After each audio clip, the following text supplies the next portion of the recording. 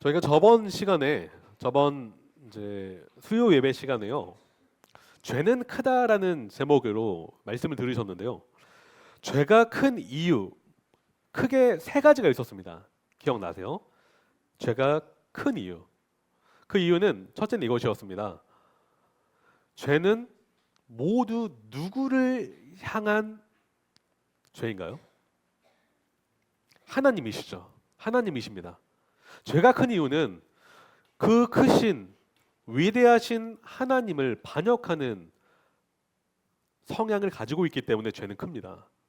그리고요, 죄가 큰 이유는 죄의 대가가 너무도 크기 때문입니다.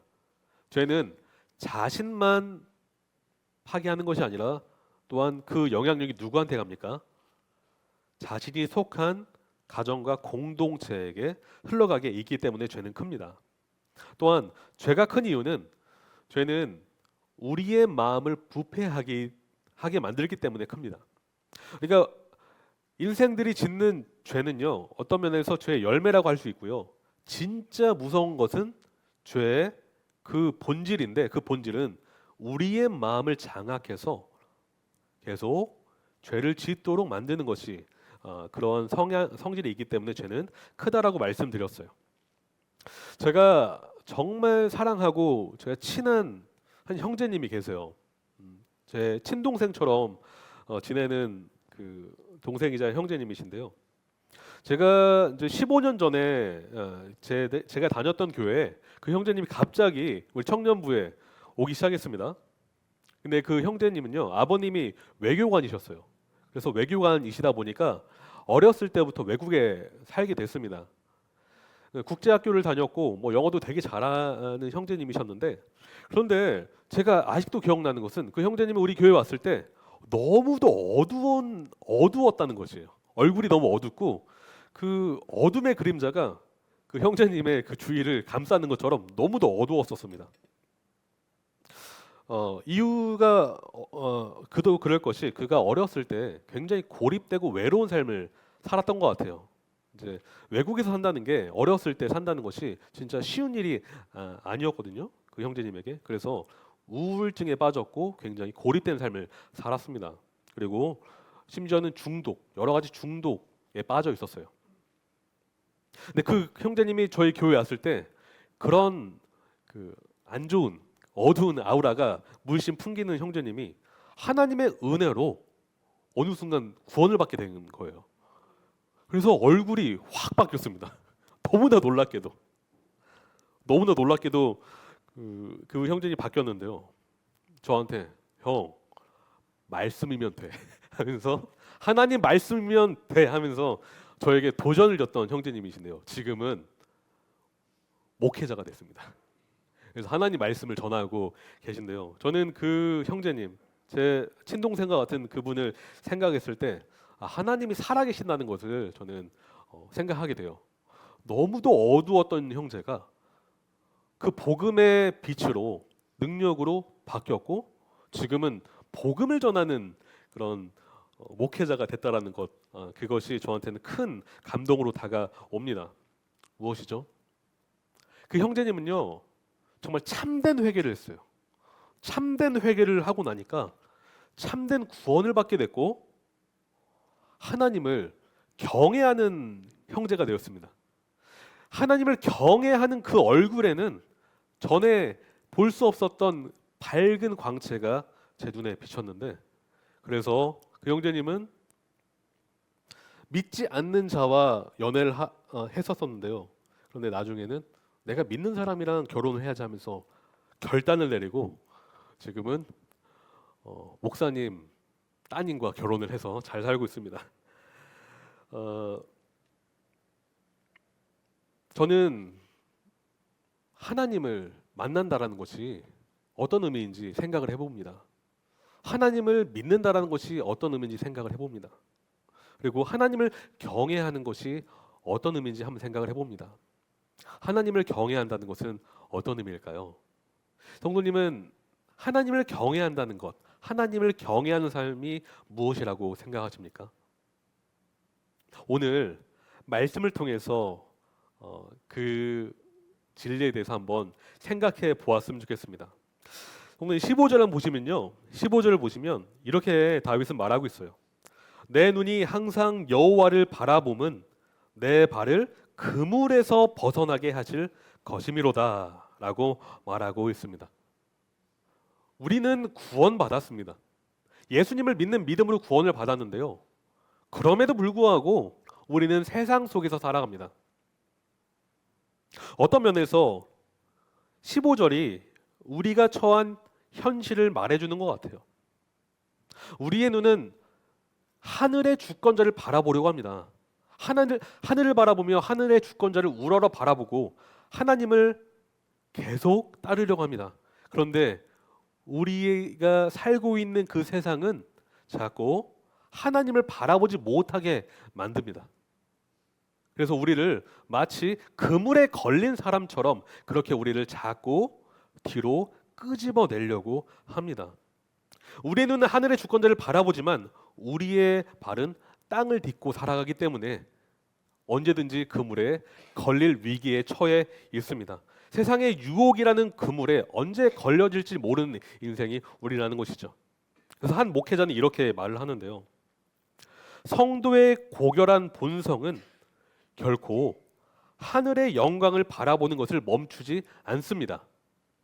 그러나 그의 비천한 육체는 종종 세상의 비참함을 견디며 그물에 얽혀 있습니다. 라고 말이죠.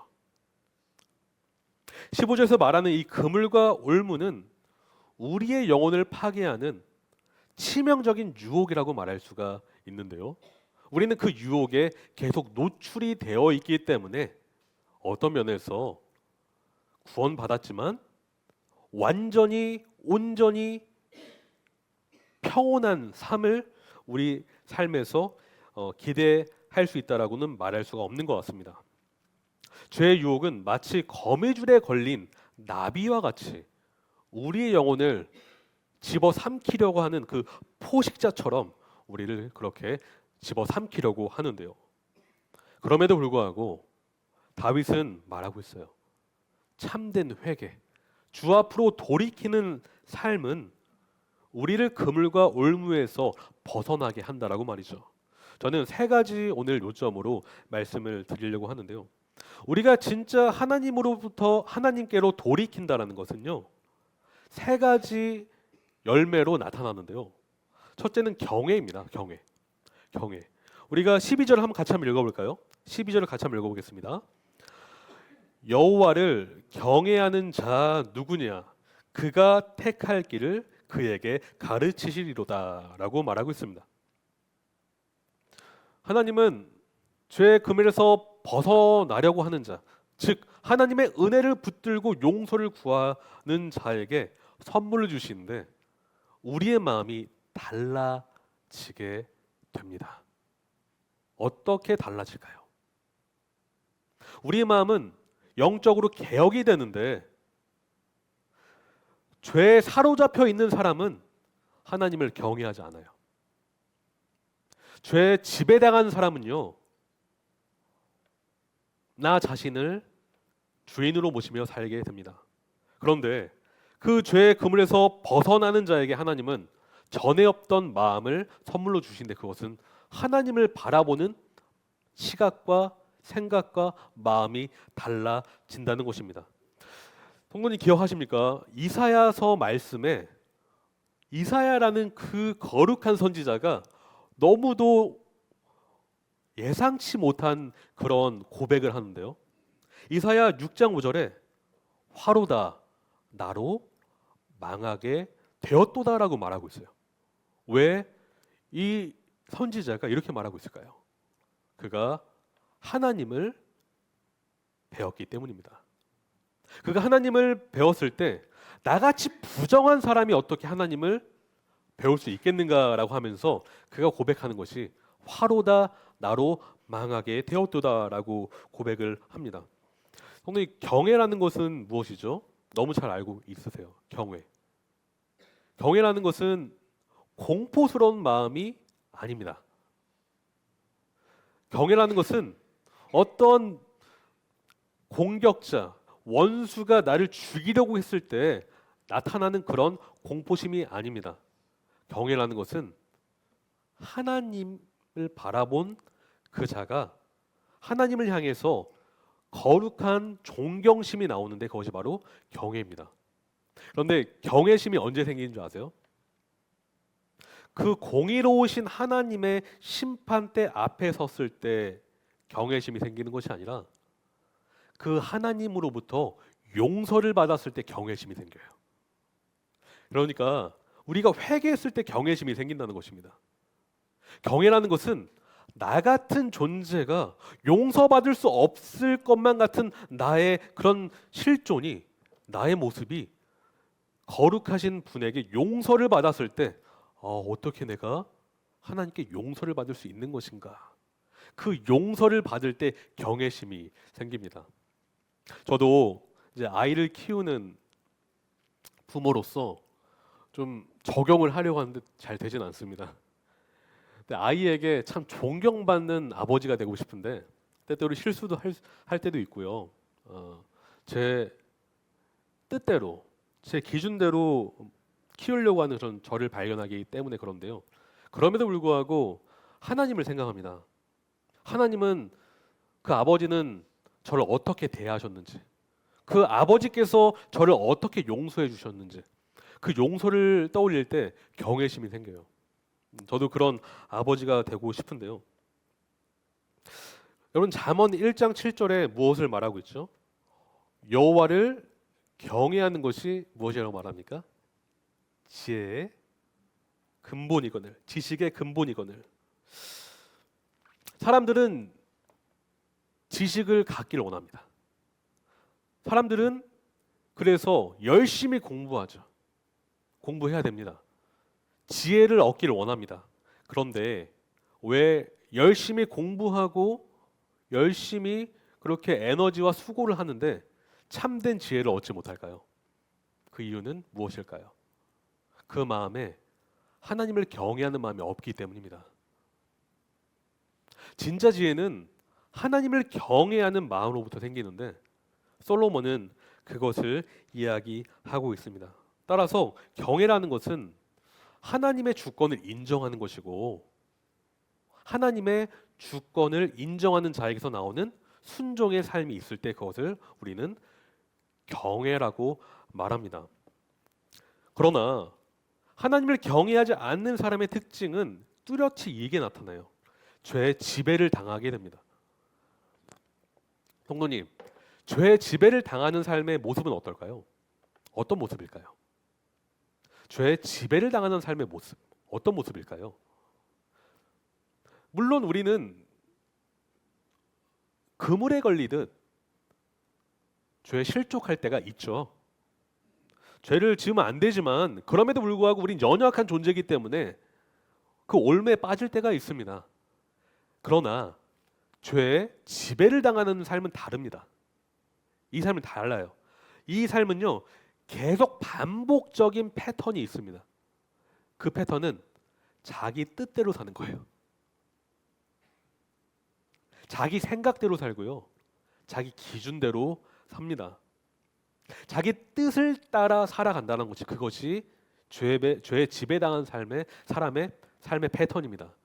그래서 주위 사람들은 알아요. 이 사람이 하나님을 따르는지 하나님을 따르지 않는지. 왜냐? 그것이 열매로 나타나기 때문입니다. 그 패턴이 계속 나타나기 때문에 그렇습니다. 그런데 경건한 두려움에 사로잡혀 있는 사람은 죄를 짓더라도 금방 돌아서요. 왜냐? 하나님을 두려워하기 때문에, 하나님을 존경하기 때문에, 하나님을 사랑하기 때문에 그 자리에서 떠나기를 원합니다. 그런데 하나님을 사랑하는 마음이 그 안에 자리 잡지 않으면 계속 자기 뜻대로 사는 삶이 반복되게 되어 있다는 것입니다. 그런데 경건한 두려움에 사로잡혀 있는 사람은 지혜를 갖게 돼요. 아까 우리가 잠언 1장 7절을 말씀, 여호와를 경외하는 것이 지식의 근본이라는 말씀을 우리가 이미 알고 있죠. 그 여호와를 경외하는 사람에게는 분별력을 하나님이 선물로 주세요. 무슨 분별력을 주실까요? 하나님을 따라 사는 삶이 복된 삶이라는 분별력을 주세요. 그래서 내 기준대로 살려고 하다가도 돌아서게 되고 하나님 말씀 앞으로 나아가게 되는데 하나님의 그런 분별력을 우리에게 선물로 주시기 때문입니다. 말씀을 보시면 25편에 12절에 이렇게 말씀하고 있죠. 여호와를 경외하는 자 누구냐? 그가 택할 길을 그에게 가르치시리로다라고 하고 있는데요. 이 말씀은 여러분 여기서 가르치시리로다 이 말씀이요. 이런 의미가 있어요. 관역을 향해 쏘다라는 의미가 있거든요. 그런데 죄가 어떤 의미가 있습니까? 관역을 비껴가다라는 의미가 바로 죄예요. 죄 안에는 그런 의미가 있어요. 그런데 여기 가르치시로다, 관역을 향해 쏘다. 어떻게 돼요? 경외하는 사람은 하나님의 지도를 받기 때문에 비껴가던 삶에서 이제 관역을 향한 삶으로 가게 되어 있다는 것입니다. 근데 우리의 능력으로는 관역으로 가지를 못해요. 왜냐? 우리의 기준은 항상 비껴가기 때문에 그렇습니다. 우리의 생각은 항상 주님의 영광을 비껴가게 돼 있어요. 그러나 하나님께 지도를 받은 사람은 관역을 향해 걸어갑니다. 관역을 향해 달려갑니다. 왜냐? 하나님이 그의 마음을 주관하시기 때문에 그렇습니다. 사랑하는 성도님, 성도님은 하나님의 지도를 받고 계십니까? 하나님의 지도를 받고 계십니까? 우리는 우리의 뜻대로 하면요 비켜가게 돼 있어요. 우리는 옳은 길로 갈 수가 없습니다. 우리 인정해야 돼요. 나의 능력과 나의 뜻과 나의 힘으로는 옳은 길을 절대 걸을 수가 없습니다. 하지만 우리가 하나님의 경외하는 그 마음 가운데 하나님을 바라보고 하나님을 붙잡고 하나님 안에 있다면 우리는 옳은 길로 가게 되어 있습니다.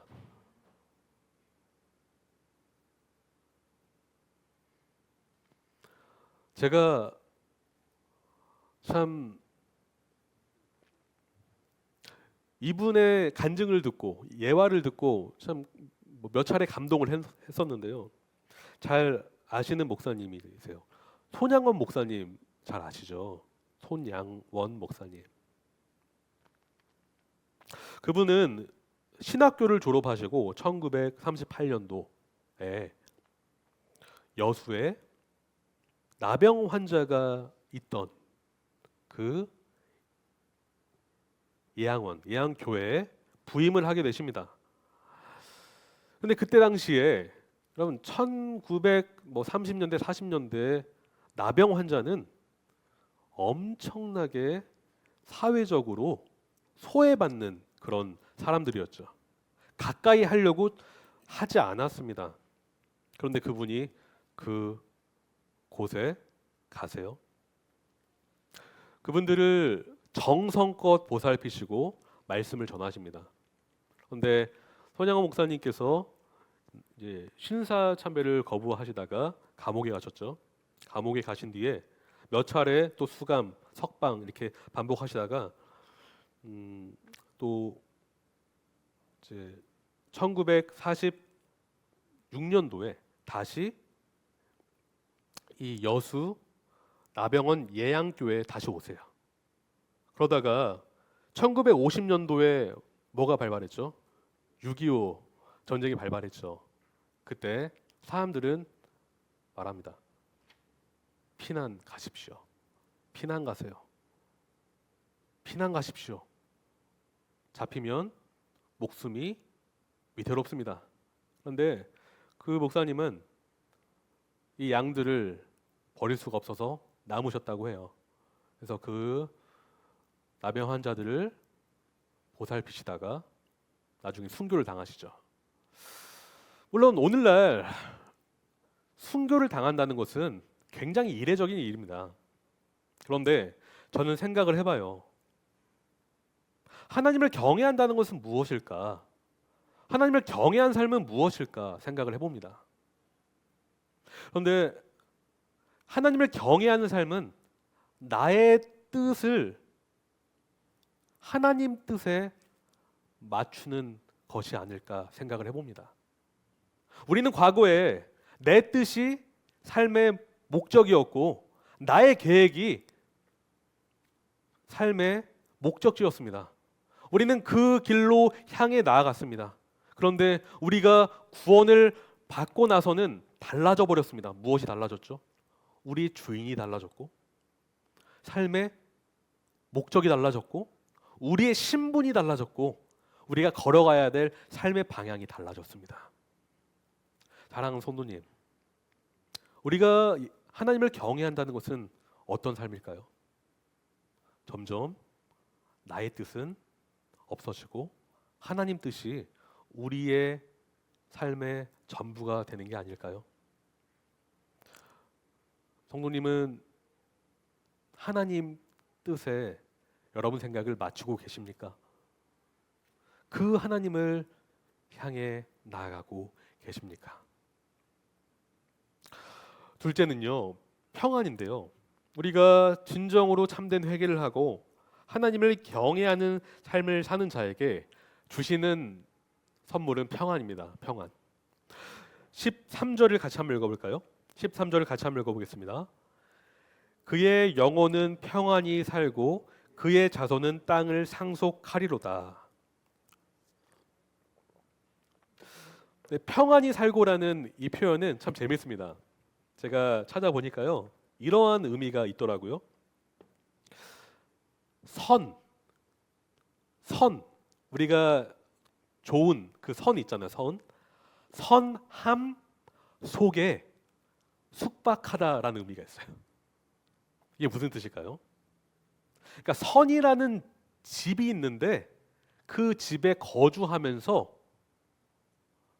평강을 누리는 것을 말하고 있습니다. 그러니까 우리가 어떤 집에 사느냐에 따라서 평강을 얻을 수가 있고 평강이 없을 수가 있다는 것이죠. 우리가 어떤 집에 거주하느냐. 우리가 잠을 잘 못 잘 때 왜 그렇습니까? 막 나를 꼴딱 셉니다. 언제 그렇습니까? 마음이 심란할 때, 마음이 편할 때 잠을 보통 잘 자잖아요. 물론 어떤 분들은 커피를 마셔서 잠을 못 자시는 분들도 있는데요. 네, 녹차 드셔서 카페인 때문에. 그런데 대부분은 이제 그런 이유가 아니라 정말 마음에 어떤 풀리지 않는 그 힘듦, 어떤 고통, 고뇌, 근심이 쌓일 때 잠을 못 자는 경우가 있습니다. 다윗은 근데 어떤 상황이었을까요? 우리가 시편을 보시면 비슷해요. 그가 처한 상황은 비슷한데요. 19절을 한번 보실까요? 19절 보시면 이렇게 말하고 있습니다. 내 원수를 보소서. 그들의 수가 많고 나를 심히 미워하나이다. 그들의 수가 적은 게 아니고요, 많고 나를 그냥 적당히 미워하는 게 아니라 심히 미워한대요. 한 사람이 성도님을 미워한다고 한번 생각해 보세요. 한 사람이 성도님을 싫어한다고 생각해 보세요. 잠 잘 오시겠습니까? 근데 그 사람이 한 명이 아니라 두 명입니다. 3명, 4명, 5명, 10명, 수십 명이, 수백 명이 연대해서 심히 미워한다고 생각해 보세요. 잠이 오시겠어요? 저는 잠 못 잡니다. 잠 못 자요. 근데 지금 다윗은 뭐라고 하고 있는 줄 아세요? 그의 영혼은 평안히 살고라고 말하고 있어요. 이 번역에는 잘 나타나 있지 않지만 이게 무슨 뜻이라고요? 선함이라는 집 속에서 숙박하면서 평안히 산다라고 말하고 있어요. 이 선함이라는 집은 임시 처소가 아닙니다. 어떤 처소일까요? 영원히 거주하는 처소를 말하고 있어요. 그는 지금 영원이라는 그러한 영적인 세계를 바라보면서 그가 지금 어디에 처해 있는지를 생각하고 있습니다. 그는 알고 있어요. 나는 선함이라는 집에 거주하고 있다. 그런데 우리가 자꾸 죄의 늪에 빠져 있을 때는 망각하게 됩니다. 우리가 어디에 살고 있다라고 생각할까요? 선함의 집이 아니라 고통의 집에 살고 있다라고 생각합니다. 왜냐하면 상황이 너무도 크기 때문에 그래요. 영원은 보이지 않습니다. 죄라는 것은 일시적인 그런 상황에 빠지게 만들고요. 일시적인 기쁨을 영원의 기쁨이라고 착각하게 만듭니다. 그것이 죄예요. 그런데 다윗은 이렇게 고백하잖아요. 그의 영혼은 평안히 살고, 그가 누구일까요? 주님 앞으로 돌아서는 사람이 그 선함이라는 그 집에 거주하고 있다라는 그 믿음을 가지고 평안을 누린다는 것입니다. 사랑하는 성도님은 지금 상황에 매여 계십니까? 아니면 여러분에게 이미 하나님이 허락하신 그 영원한 집에 평안을 누리고 계십니까? 사람들은 물질적인 풍요를 자신의 거주지로 삼으려고 합니다. 그래서 열심히 돈을 모아요. 돈을 모으는 게 나쁜 것은 아니지만 그것이 목적이 돼서 그 돈을 모으고 재산을 불렸을 때 그것이 그의 영혼을 기쁘게 할 수 있을 거라고 착각을 합니다. 그 풍요가 자신에게 영원한 안식을 줄 것처럼 살아간다는 것이죠. 생각해 보세요.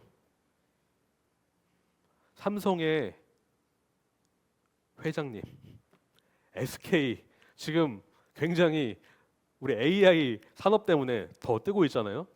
그런데 그분들이 자신의 그 막대한 부로 인해서 그들의 생명을 한자라도 그들이 늘릴 수 있습니까? 그들의 능력으로 할 수 있습니까? 없습니다. 그럴 수가 없습니다. 여러분, 참된 평화는 물질적인 풍요로 얻어지는 것이 아닙니다.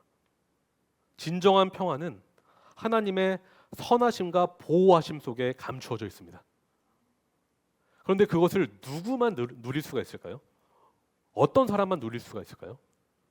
하나님 안에 있는 사람만 이 축복을 누릴 수가 있습니다. 근데 우리는 때때로 누리지 못할 때가 많죠. 우린 때때로 우리도 모르게 세상을 바라볼 때가 있습니다. 하지만 여러분 기억하십시오. 여러분은 그리스도 예수 안에 있다면 이미 선함이라는 영원한 집에 처소를 마련해서 살고 있다는 것을 말이죠. 전 여러분께 묻고 싶어요. 성도님의 영혼의 요새는 현재 무엇입니까? 그 요새는 무엇입니까?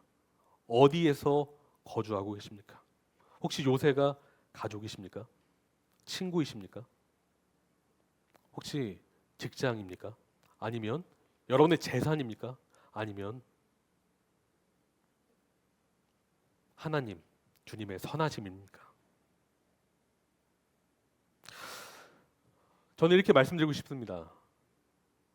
평안과 짝꿍은요, 자족입니다. 평안과 짝꿍은 자족이에요.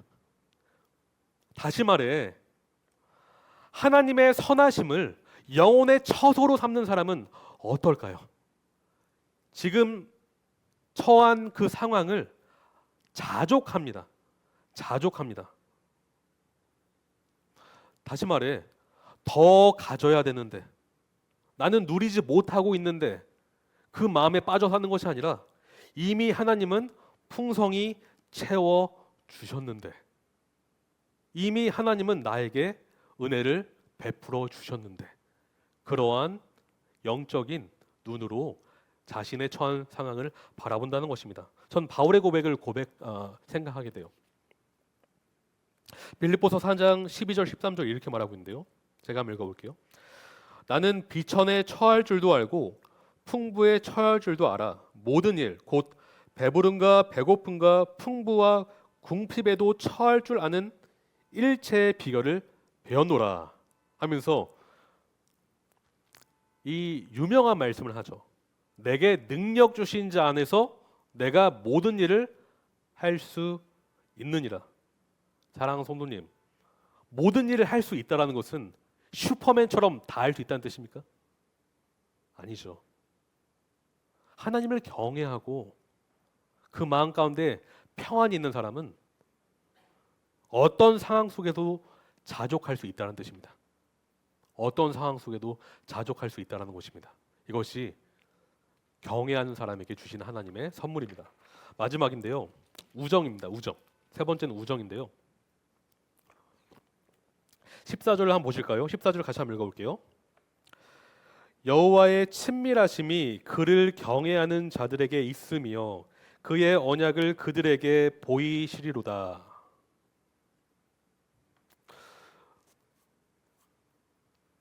제 고백을 하나 하고 싶습니다. 저는요, 과거에 극심한 우울증에 빠졌던 적이 있습니다.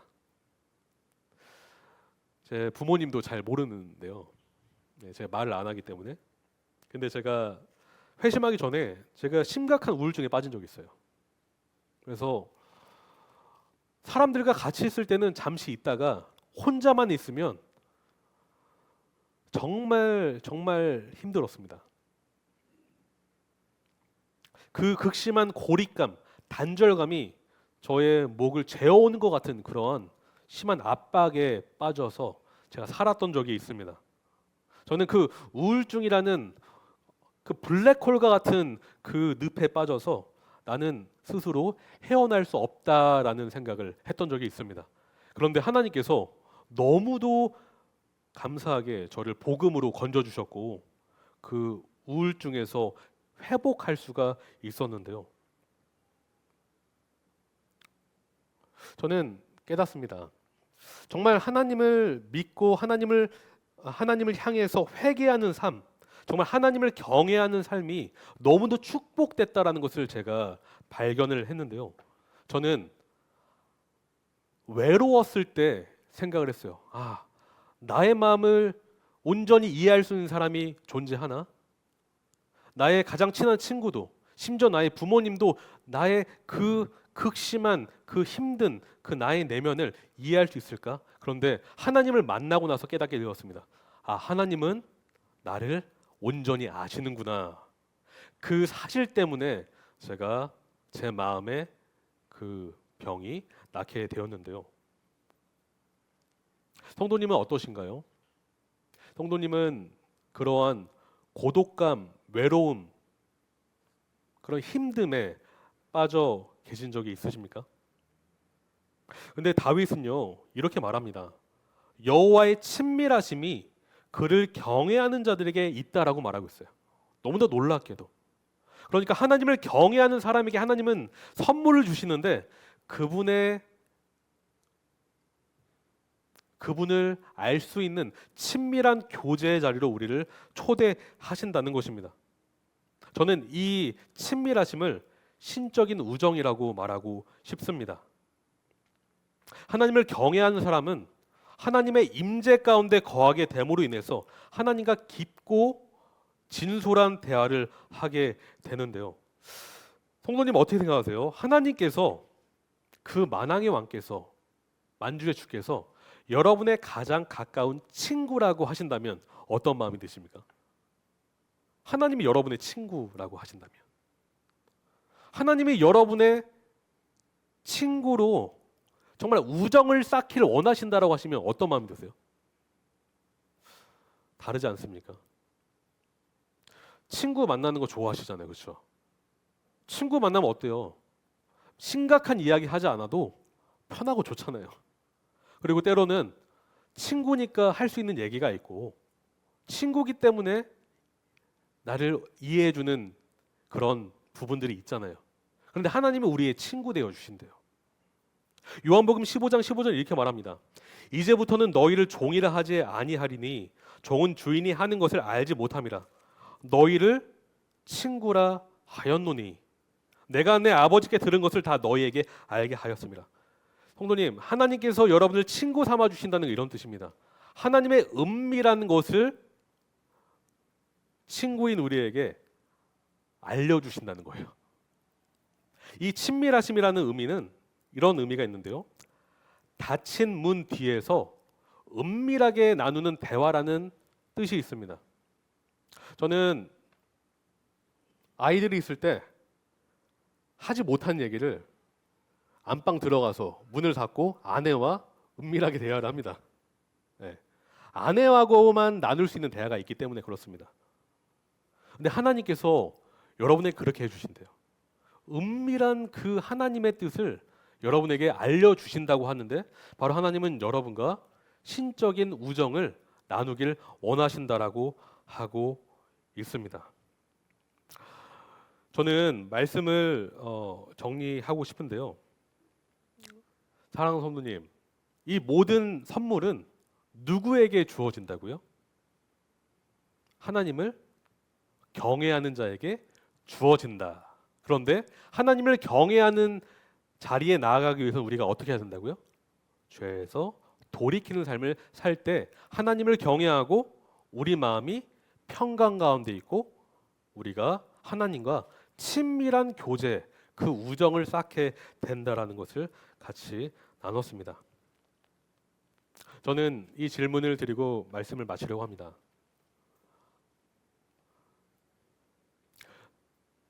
성도님은 하나님과 교제하고 계시나요? 성도님은 하나님 안에서 평안하십니까? 성도님은 주님을 경외하고 계신가요?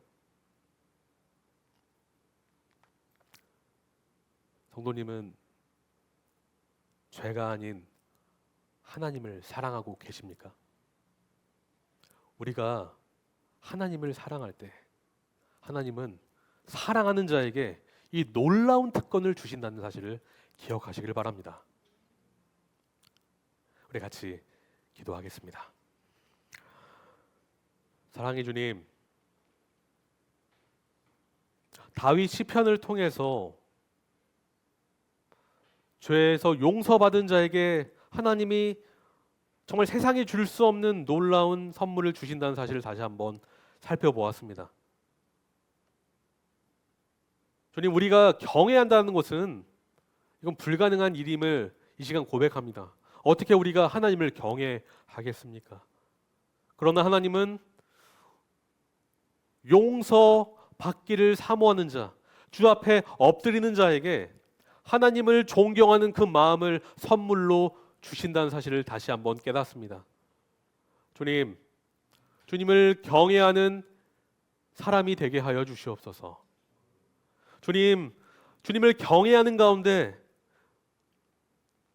일시적인 평안이 아니라 오직 주님만이 주실 수 있는 영원한 평강 가운데 살아가게 인도하여 주시옵소서.